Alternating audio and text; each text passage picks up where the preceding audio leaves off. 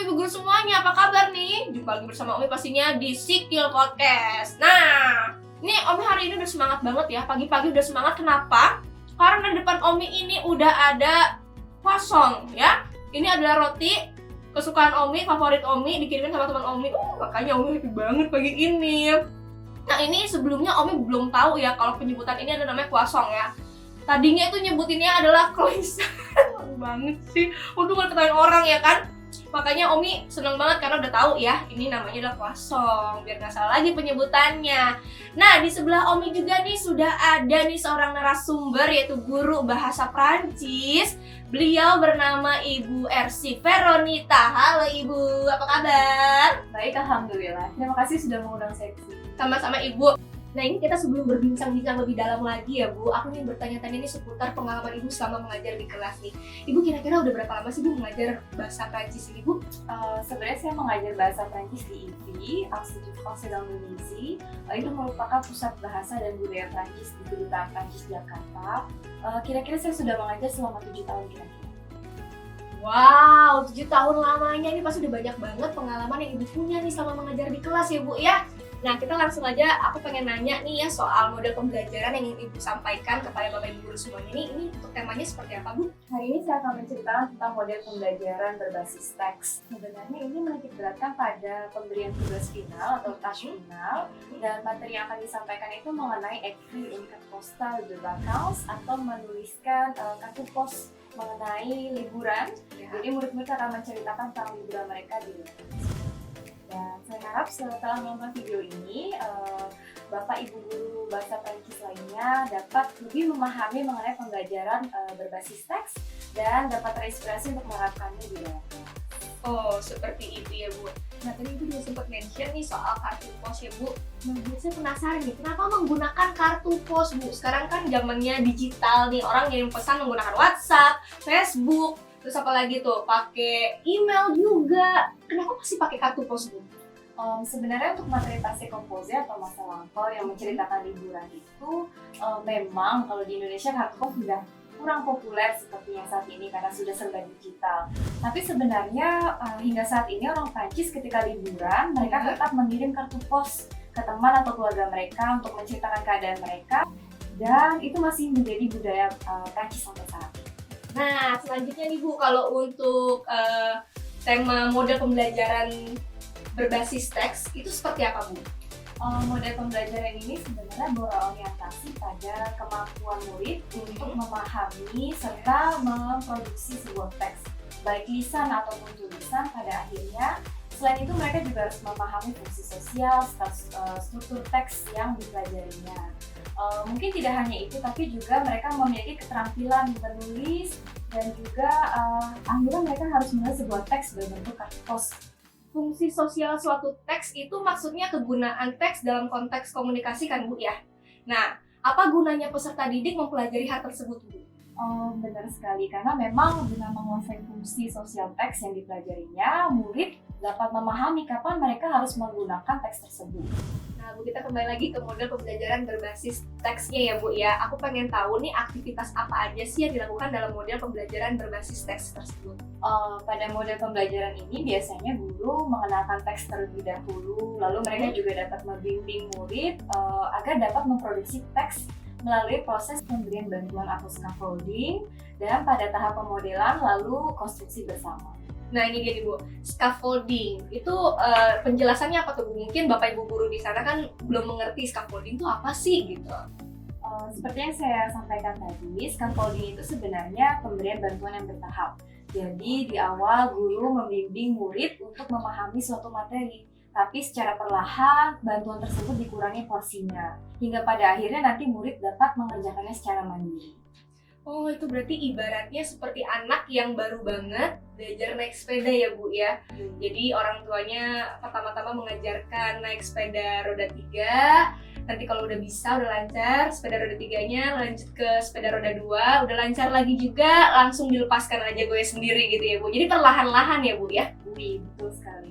Oke, baik. Nah, untuk materinya nih Bu, materi ini diberikan di kelas berapa nih Bu? Sesuai dengan kurikulum 2013, materi ini diajarkan di kelas 11, baik untuk kelas bahasa ataupun yang lintas minat. Nah, ini di awal tadi kan Ibu sempat katakan juga ada tugas akhir menulis di kartu pos ya Bu ya. Untuk lebih jelasnya Bu, kompetensi apa yang menjadi target dalam pembelajaran ini Bu? Benar, sebenarnya di sini murid diberikan task final seperti itu karena materi yang tertera dalam silabus adalah passé composé atau kata kerja dalam bentuk lampau. Sebagai target kompetensi sebenarnya murid harus dapat memahami bagaimana mereka membuat kalimat dengan passé composé. Setelah itu murid juga diminta untuk mengaplikasikannya, lalu mereka menulis kartu pos atau production écrite. Oh, seperti itu. Baik, kalau gitu Bu, materi apa aja yang akan dipelajari peserta didik untuk mencapai kompetensi pembelajaran ini Bu? Untuk membantu murid dalam menuliskan pengalaman liburannya, biasanya mereka diberikan materi terlebih dahulu mengenai bentuk kata kerja dalam bentuk lampau atau passé composé itu. Lalu kosakata yang berhubungan dengan liburan, lalu format kartu pos sendiri, serta pengalaman atau pengetahuan sosial budaya yang berkaitan dengan tema pembelajaran yang diberikan. Bisa Ibu jelaskan lebih jelas lagi, lebih dalam lagi gak Bu nih untuk tentang sosial budaya ini Bu dalam pembelajaran ini?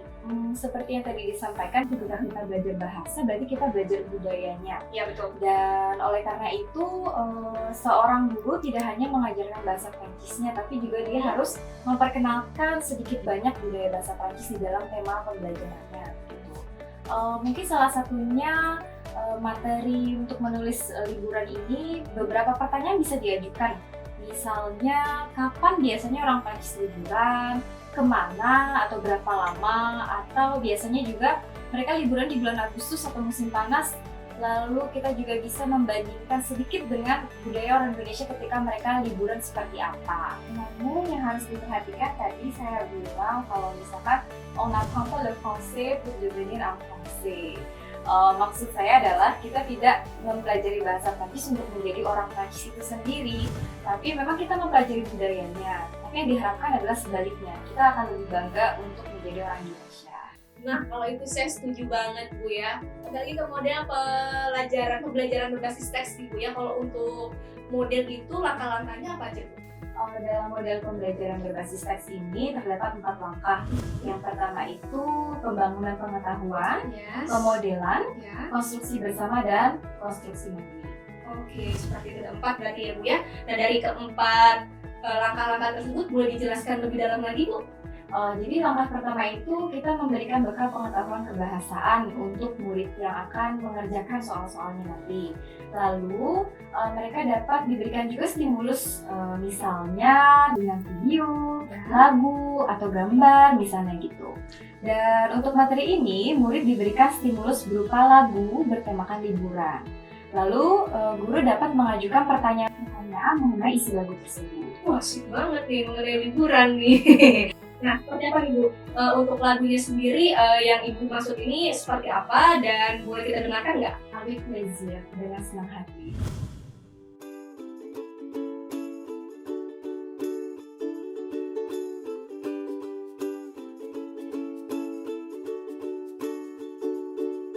J'ai fait ma valise ce matin, car demain on part en voyage. J'ai pris mon tout nouveau maillot de bain, cerf-volant et ma serviette de plage. On fait coucou aux autres voitures, on fait des grimaces au monsieur du péage. On roule, roule, roule, roule à toute allure, on vous enverra une carte. Lagunya sebenarnya sederhana, tapi ada visualisasi yang cukup menarik di situ. Selain itu lagu ini bercerita tentang liburan di musim panas. Murid pun dapat menyimak dan mungkin bisa mengingat beberapa kata yang mereka dengar. Nah, kalau dari lagu tersebut nih Bu, pertanyaan apa yang sebaiknya diajukan guru kepada siswa dari lagu tersebut Bu? Mungkin pertanyaannya lebih banyak mengenai isi dari lagu tersebut, karena sebenarnya memang lagu tersebut yang diharapkan adalah mereka memahami isinya. Dan ini setelah mendengarkan lagu tersebut Ibu, apakah kegiatan guru dan juga siswa ini setelah mendengarkan lagu tersebut akan menerjemahkan lagu tersebut Bu? Untuk penerjemahan sih tidak, karena memang yang ditujukan tadi adalah pemahaman dari isi lagu tersebut. Jadi tidak ada yang harus menerjemahkan begitu apa artinya setiap lirik, itu tidak. Oke, baik. Baik Bu, jadi lagu tersebut hanya untuk membawa ke materi saja ya Bu ya, tapi bukan digunakan sebagai aktivitas dalam pembelajaran ya Bu ya? Iya benar. Oke, nah langkah kedua nih Bu, kalau tidak salah adalah pemodelan. Ini kalau saya bisa visualisasi nih Bu, aku lagi ngebayangin Ibu lagi catwalk di jalan yang lurus gitu, gaya cantik. Gitu kan Bu? Enggak seperti itu sih ya. Karena mungkin kalau dibayangkan seperti itu akan cukup shock mungkin murid-murid di kelas. Waduh. Jadi sebenarnya pemodelan di sini bukan model catwalk seperti tadi, tapi lebih pemberian contoh teks. Dalam hal ini memang pemberian contoh kartu pos itu sendiri. Jadi teks yang digunakan itu mereka dapat melihat contohnya langsung. Dalam artian model di sini contoh lah kalau boleh saya sebutkan. Jadi hanya sebagai contoh ya, bukan ibunya yang jadi model ya Bapak Ibu Guru, tolong ya. Nah ini apa yang akan dilakukan peserta didik dengan kartu pos tersebut nih Bu? Setelah diberikan contoh kartu pos tadi, murid diminta memperhatikan formatnya. Karena yang menarik di sini adalah hampir sebagian besar murid zaman sekarang begitu mereka belum mengenal apa itu kartu pos, bahkan mereka tidak mengenal apa itu perangko. Jadi ya itu wajar sih karena mereka kan hidup di dunia serba digital seperti ini. Tapi itu memang momen yang sangat tepat karena selain mengajarkan bagaimana menulis kartu pos, juga mengenalkan seperti apa kartu pos itu sendiri begitu. Tentunya pada tahap ini murid dibimbing untuk memahami apa fungsinya dari kartu pos itu, seperti apa formatnya, lalu struktur penulisan teks dalam kartu pos itu seperti apa. Lalu mereka juga dapat diberikan pertanyaan umum, misalnya qu'est-ce que c'est atau apa ini. Lalu qui écrit, siapa yang menulis, à qui, kepada siapa. Lalu mereka juga akan diberikan pembahasan materi passé composé atau kata kerja bentuk lampau tadi. Lalu mereka juga dapat mewarnai, menggarisbawahi kata kerja yang mereka temukan di dalam teks itu. Tidak hanya itu, mereka juga dapat menemukan pola dari struktur passé composé tadi setelah mengidentifikasi teks yang mereka temukan sebelumnya. Wow. Selain itu juga ada lembar kerja agar mereka lebih terampil karena tidak hanya memahami, mereka juga harus memproduksi. Jadi aktivitas ini sangat penting karena mereka harus paham bagaimana pola kalimat, passé composé itu sendiri, kapan menggunakannya. Karena di passé composé ada dua kata kerja yang harus diperhatikan. Apa itu? Avoir atau être. Avoir atau être. Lanjut Bu. Iya. Karena mungkin kalau dalam bahasa Inggris avoir itu seperti to have lah. Oh gitu. Kalau être itu to be. Oke, baik. Jadi murid harus menentukan kapan mereka pakai to have atau avoir, kapan mereka harus pakai to be atau être. Mungkin yang harus lebih diperhatikan itu menggunakan kata kerja être karena itu terdapat kurang lebih 16 kata kerja yang harus diingat oleh murid. Waduh. Iya, itu cukup sulit untuk mereka. Jadi ada membantu mereka mengingat apa saja yang pakai être itu. Biasanya dapat diberikan video atau gambar yang kira-kira dapat menghabiskan waktu sekitar 30-45 menit. Oh, lumayan ya Bu ya, 30-45 menit. Nah ini biasanya pola kalimat itu termasuk materi yang sulit dan agak membosankan nggak sih Bu? Bisa dikatakan demikian. Apalagi kalau dibandingkan dengan bahasa Indonesia. Kita tidak mengenal perbedaan kata kerja. Misalkan kemarin saya pergi ke bioskop, hari ini saya pergi ke bioskop, besok saya pergi ke bioskop. Jadi kata pergi itu sendiri tidak berubah. Ya. Tapi kalau di bahasa Prancis, kata pergi di masa lampau, saat ini dengan masa yang akan datang itu semua berubah. Oh berarti kurang lebih tuh seperti kayak bahasa Inggris ya? Iya, ada yang verb one terus sama Ya. yang ketiganya begitu. Lalu apalagi Bu? Selain itu juga mereka harus membuat kalimat dalam bentuk lampau atau passé composé tadi kan. Jadi agar tidak bosan, penjelasannya itu dapat diberikan dengan video misalnya.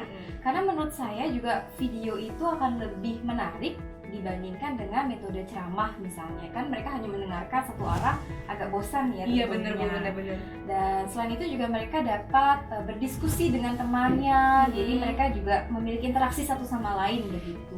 Oke. Dan mungkin juga kenapa harus video? Karena mereka juga dapat terbiasa untuk menyimak atau mendengarkan kata-kata dalam bahasa Prancis secara langsung, tidak hanya dari gurunya, tapi juga dari sumber yang lain. Oh seperti itu ya Bu ya. Mungkin kalau saran saya untuk Bapak Ibu guru lainnya yang ingin menggunakan video juga, jangan khawatir kalau bagaimana cara mencarinya, apakah itu sulit? Tidak, karena memang semuanya tinggal cari di internet, itu akan tersedia. Tinggal Bapak Ibu pilih sesuaikan dengan materi yang akan diajarkan di kelas masing-masing. Iya betul Bu. Nah ini Bu, saya pertanyaan lagi nih Bu. Apabila ada peserta didik yang masih belum mengerti nih format dari sebuah kartu pos, apa yang harus guru lakukan? Kalau misalnya muridnya emang nggak ngerti, dibantu kah atau mungkin dengan cara lain Bu? Diemin aja mungkin ya? Jangan kasihan, Jangan ya? nanti mereka Siap. tambah nggak ngerti. Tambah nggak ngerti ya Bu? Iya, makanya kalau untuk murid yang mungkin belum paham nih format kartu pos itu seperti apa, di kelas manapun sepertinya akan ada ya. Dan peserta didik itu harus diberikan contoh, karena mereka harus diberikan bagaimana gambarannya, lalu juga mereka harus diajarkan bagaimana menulis alamat penerima misalnya, atau menempelkan perangko saja awalnya mungkin mereka belum kenal, tapi Iya. mereka harus diajarkan menempel perangko, lalu fungsi perangko itu sendiri seperti apa. Oke. Nah Ibu, saya pengen nanya juga nih selanjutnya, untuk setelah pemodelan Bu, kan masih ada langkah lainnya ya Bu ya. Kalau nggak salah itu adalah konstruksi bersama ya Bu. Iya. Bisa tolong dijelaskan Bu untuk konstruksi bersamanya? Sebenarnya memang kalau membayangkan situasi kelas tadi ya pasti rame, karena semuanya punya pertanyaan masing-masing. Jadi guru pun harus menjawabnya dengan, kalau bisa menjawab semua pertanyaan gitu dengan tepat. Tapi untuk konstruksi bersama tadi yang disampaikan, itu murid akan menyusun teks dalam kelompok, atau juga biasanya dikerjakan secara berpasangan atau dalam bahasa Prancis kalau yang bingung, atau berdua-dua begitu misalnya. Mereka dapat menyusun kalimat dengan cerita yang runut, format kartu pos yang biasa ada, jadi mereka tahu formatnya seperti apa. Oke. Selain itu, setiap kelompok biasanya diberikan satu paket, isinya itu gambar, misalkan alat transportasi, akomodasi juga, serta aktivitas dan tempat wisata, Ya. serta ada kata-kata atau frasa-frasa atau kalimat-kalimat yang biasanya ada di sebuah kartu pos, begitu. Nah, apa sih yang akan mereka lakukan setelah itu Bu? Pertama, murid itu akan menyusun kartu kalimat. Jadi nanti kartu kalimat itu akan disusun jadi satu cerita yang runut dalam format kartu pos. Tujuannya itu untuk mengetahui apakah murid sudah memahami formatnya, lalu juga mereka dapat berpikir secara logis dan sistematis begitu. Selanjutnya yang kedua itu mereka melengkapi tabel. Di tabel itu nanti ada isi kartu pos, dan mereka akan memiliki beberapa gambar dan mereka tempelkan agar sesuai, karena di situ ada aktivitas yang sebenarnya tujuannya itu untuk mengingat kosakata itu sendiri, dan itu dikerjakan di satu lembar karton nantinya, dan nanti akan ditempel di papan tulis atau di dinding kelas begitu, seperti galeri lukisan gitu misalnya. Mading. Ya betul. Kelompok lain itu dapat melihat hasil karya teman-temannya, mereka juga bisa membandingkan atau memberikan komentar, ini bagus, ini kurang bagus, bagusan punya kelompok aku, dan sebagainya misalnya. Ini dikompetisikan, agar mereka lebih kreatif dan lebih semangat untuk membuatnya.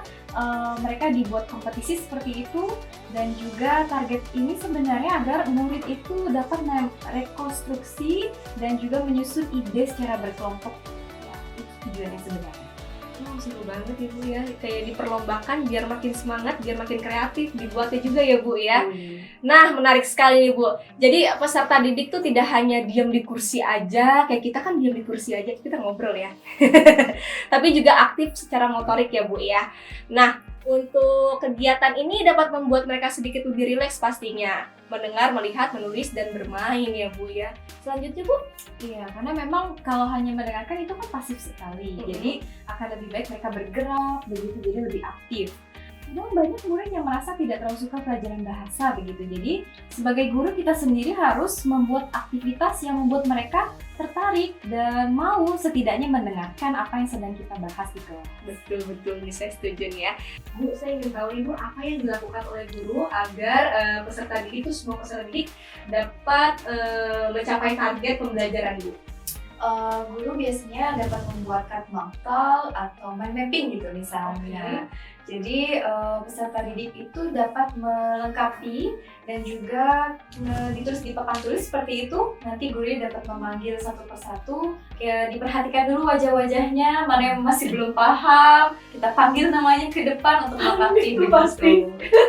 Iya, dan selain itu juga mereka di depan itu dapat memberikan informasi mengenai materi yang dipelajari. Misalnya mereka menyebutkan aktivitas apa yang biasa mereka lakukan ketika liburan, lalu lalu juga mereka dapat menceritakannya dalam fase komposisi tadi yang masa lampau, itu akan lebih baik lagi. Wow, ini menarik sekali ya Bu ya, karena kupikir mind mapping ini tuh hanya diterapkan di kegiatan awal pelajaran saja, tapi ternyata ini bisa diterapkan juga di kegiatan pengulangan materi ya Bu ya. Iya. Lalu untuk langkah berikutnya apa lagi nih Bu? Langkah berikutnya itu langkah yang terakhir, yaitu konstruksi mandiri. Dan di tahap ini biasanya murid menuliskan pengalaman liburan mereka dalam kata lampu tentunya di sebuah kartu pos. Dan mengenai kartu pos itu karena memang tujuannya adalah mereka dapat menceritakan pengalaman liburan mereka dan juga dibatasi antara 80 sampai 100 kata. Dibatasi Bu. Karena kalau lebih dari 100 kata itu malah lebih bagus Bu, karena kan tugasnya udah bercerita kan Bu ya. Mungkin banyak orang berpikiran semakin banyak kalimatnya semakin bagus begitu kan. Iya benar. Tapi sebenarnya bukan semakin banyak atau semakin sedikitnya kalimat, tapi apa yang mereka ceritakan, kontennya sendiri. Dan mengapa harus 80 sampai 100, mengapa bukan 90 sampai 120 dan sebagainya. Karena sebenarnya kami mengacu ke CECRL atau itu dokumen resmi dari Dewan Uni Eropa untuk pembelajaran bahasa Prancis di SMA di seluruh dunia tentunya karena itu internasional. Dan sebenarnya itu dalam 3 tahun pembelajaran di SMA diharapkan semua murid itu dapat mengikuti ujian DELF. DELF itu seperti TOEFL lah kalau bahasa Inggris. Oke, baik. Dan tentunya saja ini diselenggarakan oleh Kementerian Pendidikan Prancis. Ujiannya pun itu untuk tingkat pemula begitu, untuk A1. Begitu. Dan sebenarnya salah satu poin yang ada di DELF tadi yaitu consigne atau kalimat perintah yang ada di soal atau di pertanyaan yang ada di ujian tersebut. Jadi murid harus memahami apa sih harus mereka kerjakan dan bagaimana penilaiannya. Oleh karena itu salah satu yang dinilai ya 80 sampai 100 kata tadi. Jadi guru sebaiknya membiasakan murid untuk memahami bagaimana sistem ujian bahasa Prancis itu berlangsung. Jadi mereka tidak terkejut ketika mereka akan mengikuti DELF. Sebenarnya alasan lainnya juga agar mereka fokus ketika menulis sebenarnya. Jadi tidak berbelit-belit begitu ceritanya, tapi sesuai dengan tujuan atau kompetensi pembelajaran yang diajarkan. Oke, baik. Nah, Bu, untuk pemberian tugas akhir nih Bu berupa menulis di kartu pos ya. Iya. Itu bagaimana prosesnya Bu? Untuk tugas ini sebenarnya murid ditugasi untuk menceritakan liburan yang telah dialaminya atau di masa lampau. Dan liburan itu sebenarnya tidak berarti harus liburan ke tempat yang jauh. Seperti saat pandemi seperti ini pun kan kita nggak bisa liburan ya. Jadi mereka juga bisa menceritakan liburan mereka selama di rumah seperti apa. Oh, baik. Tapi Bu, kalau proses pembelajaran yang santai dan menyenangkan seperti ini, apakah ini sudah masuk dalam kriteria HOTS Bu? Ya, karena memang meskipun santai dan menyenangkan seperti ini, tetap ada juga unsur-unsur dari HOTS itu sendiri. Karena kita meminta murid untuk berpikir kritis, lalu juga memecahkan masalah dan juga mengkreasi dan Oke, baik. Berarti masuk dalam pembelajaran HOTS ya Bu ya.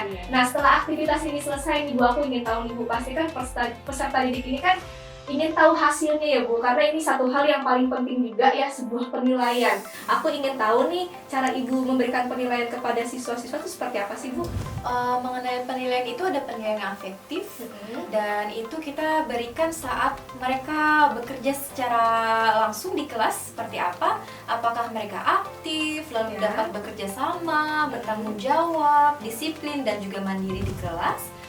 Selain itu juga ada penilaian pengetahuan dan itu diberikan ketika ada lembar latihan dan juga ada hasil kerja mereka. Apakah mereka juga ada keterampilan yang mereka pelajari. Selain itu juga sebenarnya ditunjukkan adalah keterampilan menulis tentunya, karena tadi kan kartu pos dan hasil tulisan mereka di kartu pos itu seperti apa. Tentunya ada rubrik penilaiannya dan juga ada poin yang koherensinya, pemilihan kata, struktur dan ortografi tentunya. Baik Bu, saya punya pertanyaan nih Bu ya. Lagi di masa pandemi seperti ini ya Bu ya, kan segala kegiatan belajar mengajar itu dilakukan di rumah dengan daring Bu. Nah, untuk model pembelajaran yang Ibu terapkan ini, apakah ini bisa digunakan untuk kegiatan belajar dengan daring Bu? Tentu saja, karena memang meskipun selama pandemi seperti ini semuanya daring, sebenarnya untuk pembelajaran berbasis teks ini dapat dilakukan di rumah juga. Karena sebenarnya murid tidak harus menulis sebuah kartu pos begitu, tapi juga bisa meminta mereka untuk mengunggah foto liburan mereka misalnya di Instagram atau juga di sosial media lainnya dengan menulis caption dalam bahasa Prancis, dalam passé composé yang tadi diajarkan. Mungkin harus diperhatikan juga sisi psikologis dari murid karena mereka terkadang malu atau mereka nggak pede untuk memposting itu semua di sosial media mereka. Tapi sebenarnya ada solusinya untuk itu. Jadi kita juga bisa menggunakan Padlet misalnya. Jadi kita akan gunakan itu tapi tidak untuk konsumsi umum, hanya untuk murid-murid yang ada di kelas. Sebenarnya untuk penggunaan media itu bisa disesuaikan dengan kreativitas guru lainnya, seperti yang ingin mereka lakukan tentunya. Saya setuju nih Bu nih, karena nggak semua siswa itu ya bisa secara terbuka ya Bu, dan kayak misalnya dibilangnya narsis gitu, mau ngepost gitu kan. Ada juga yang introvert, ada juga yang ekstrovert ya Bu ya.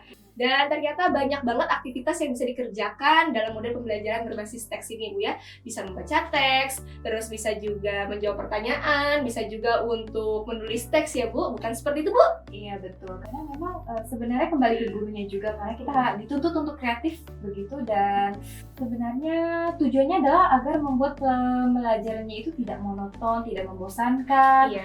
Jadi sebenarnya kita juga harus mendesain agar bagaimana ya pembelajaran kita itu bermakna begitu. Jadi peserta didik dapat langsung mengaplikasikannya dalam kehidupan mereka. Tidak hanya bagaimana membuat kalimat passé composé atau memberikan latihan kalimat dalam bentuk lampau, tapi juga harus tahu, murid itu harus mengerti bagaimana menggunakan kata lampau di kehidupan mereka. Nah, betul sekali, ini udah jelas sekali ya penjelasan yang emang diberikan oleh Ibu Ersi ya. Dan Ibu saya ucapkan terima kasih banyak ya. Sama-sama, merci beaucoup. Aduh, merci. Terima kasih banyak sudah menyediakan waktunya ya Bu ya. Dan untuk Bapak Ibu guru semuanya, khususnya Bapak Ibu guru bahasa Prancis ya, semoga apa yang telah disampaikan oleh Bu Ersi ini bisa menginspirasi Bapak Ibu guru semuanya nih.